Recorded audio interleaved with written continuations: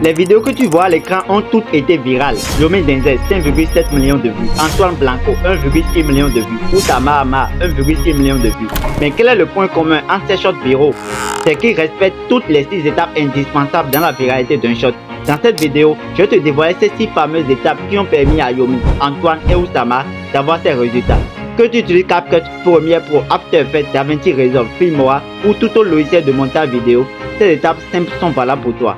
Dans notre cas, nous allons utiliser CapCut. Attention, reste jusqu'à la fin parce que si tu rates une seule étape, sache que les 5 autres tombent à l'eau. De plus, j'ai un bonus pour toi à la fin. Mais avant de commencer, abonne-toi.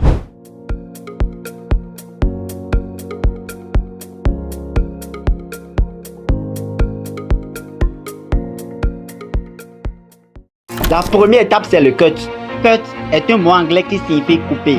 En montage vidéo, le cut, c'est le fait de couper certaines séquences d'une vidéo avec un objectif précis. Mais pourquoi faire des cuts? Imagine que tu es à une conférence et le conférencier parle pendant 3 minutes et se tait durant 2 minutes. Comme le disait l'une de mes clientes, le silence, c'est le respect de l'autre. C'est lui laisser l'espace pour s'imprégner du message. Un message impactant est un message où on laisse une part de silence. Le silence est bien, mais tu dois faire la différence entre le silence de suspense, le silence de transition et le silence agaçant. Le silence de suspense est cette petite pause que l'on fait pour susciter l'intérêt et l'impatience dans l'esprit du spectateur avant de lui livrer une information. Le silence de transition, lui, se définit par ce petit temps qui sépare les différentes séquences d'une vidéo. Par exemple, pour une vidéo comportant 5 points, entre les points 1 et 2, 2 et 3, 3 et 4, et 4 et 5, il doit y avoir un silence pour exprimer le passage d'un point à un autre. Le silence agaçant, quant à lui, ne crée ni de suspense ni de transition. Ce silence montre que le créateur perd ses mots et est en manque d'inspiration. Il faut retenir que le spectateur n'est pas là pour regarder ta jolie tête, mais pour que tu lui apportes de la valeur en l'instruisant ou en le divertissant. Tu dois donc couper tous les temps morts qui ne participent pas à l'atteinte de l'objectif de ta vidéo afin de rendre le message digeste et fluide pour ton audience. Pour le faire, tu appuies sur la vidéo et tu viens d'en extraire le contenu audio. Une fois que cela est fait, tu coupes toutes les séquences inutiles et sur la vidéo et sur l'audio pour un rendu au top. Souviens-toi de tout réajuster après chaque découpage. Attention, si tu as une vidéo au format horizontal, tu dois la transformer au format vertical avant de faire le cut. Pour le faire, tu viens dans Format pour choisir le format TikTok. Une fois que cela est fait, tu augmentes l'échelle de la vidéo pour qu'elle couvre tout l'écran. Une fois que tout est fait, exporte la vidéo cuttée parce que c'est sur celle-là que tout le reste du travail sera fait. La deuxième étape, c'est les illustrations. Les illustrations, ce sont principalement les séquences de vidéos et d'images que l'on ajoute à une vidéo pour renforcer l'idée exprimée par le créateur. Il existe principalement 3 règles pour choisir de bonnes illustrations. Première règle, au lieu de prendre des illustrations statiques, choisis plutôt celles qui sont en mouvement ou si c'est des photos, anime-les avec des zooms progressifs ou des dézooms progressifs.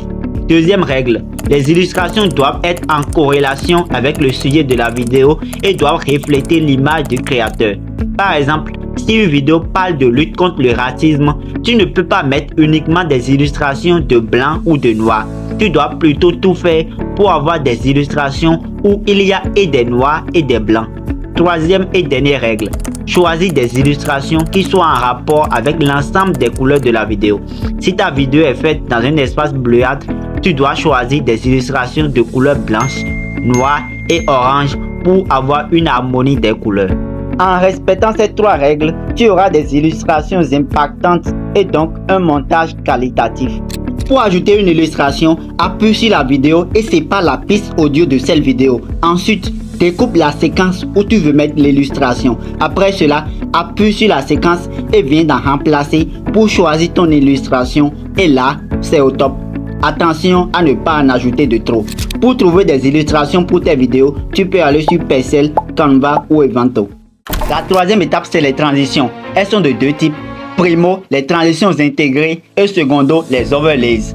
Commençons par les transitions intégrées qui se définissent comme des fonctionnalités intégrées au logiciel de montage et qui permettent de montrer le passage d'une séquence à une autre. Pour dynamiser un shot, tu as fondamentalement besoin de 3 transitions. D'abord, l'agrandissement, ensuite le rétrécissement et en dernière position, la gauche. Ajouter une transition, c'est simple.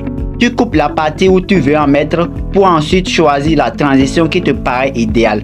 Revenons aux overlays qui est un mot anglais qui signifie superposition. Les overlays, c'est en effet des portions de vidéos de diverses sortes et qui permettent également de passer d'un passage à un autre.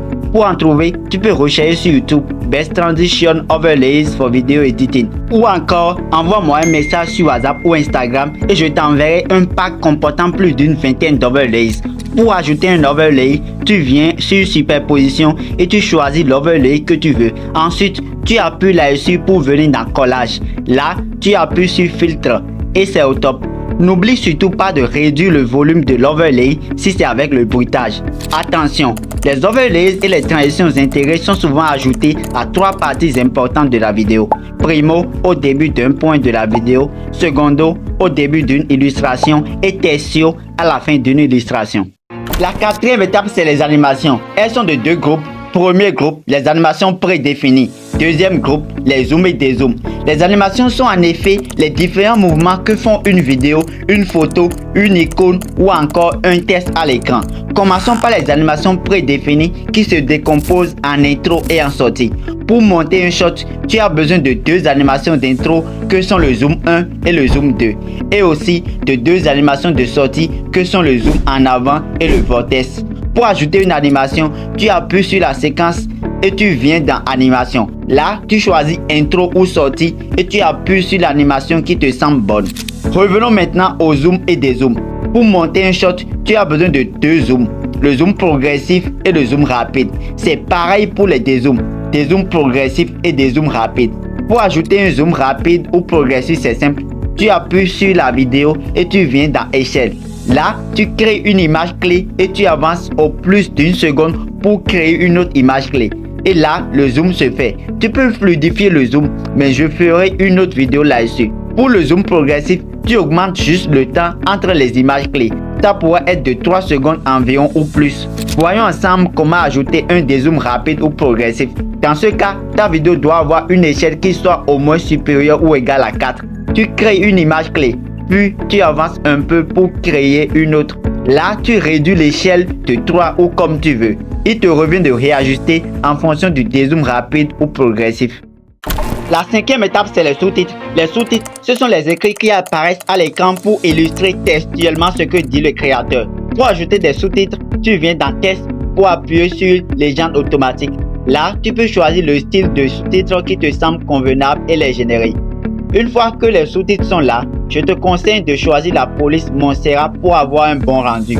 De plus, tu viens dans Style, puis dans Casse pour choisir le format majuscule afin de rendre les sous-titres plus stylés. Et pour finir, tu peux changer les couleurs en variant entre le blanc, le jaune, le vert et le rouge. La dernière étape, c'est le sound design. Le sound design, c'est l'atmosphère sonore d'une vidéo. Répartie en deux catégories, il regroupe les bruitages et les musiques de fond. Pour les bruitages, tu en as sur CapCut. Tu viens dans Contenu audio, puis dans Effets sonores.